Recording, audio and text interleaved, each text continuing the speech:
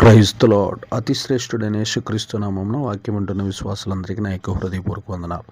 క్రైస్తవులు ఏటి యందు అభివృద్ధి చెందాలి అని మనం తెలుసుకుంటే, పాపాలు బాగా ఒప్పుకుంటే కృపయందు అభివృద్ధి చెందవచ్చు. అజ్ఞానాన్ని వదిలి జ్ఞానాన్ని బాగా చదువుతూ ముందుకెళ్తే జ్ఞానములో క్రైస్తవులందరూ అభివృద్ధి చెందవచ్చు.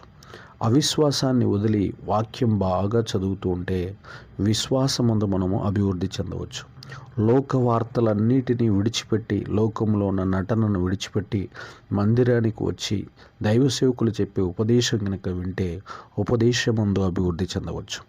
అభద్రతను వదిలిపెట్టి జాగ్రత్తను మెలకువను నేర్చుకుంటే జాగ్రత్త యందు క్రీస్తు రాకడ యందు మనం అభివృద్ధి చెందవచ్చు. లోక ఆకర్షణలు, ప్రేమలు వదిలేసి, డేటింగ్లు వదిలేసి వాటన్నిటినీ కొట్టివేసి క్రీస్తు దగ్గరికి వస్తే క్రీస్తు ప్రేమలో మనం అభివృద్ధి చెందవచ్చు. సోమరితనాన్ని, వాయిదా గుణాన్ని వదిలేసి దేవుడు మనకిచ్చిన పనిని యథార్థంగా చేసుకుంటూ ముందుకెళ్తే ఆ వచ్చిన ధనముతో బీద ప్రజలకు దాతృత్వం పంచి దాతృత్వమందు మనం అభివృద్ధి చెందవచ్చు. ఇలాగ 7 రకాలుగా క్రైస్తవులు అభివృద్ధి చెందవచ్చని వాక్యం తెలియజేస్తుంది. ఆమేన్.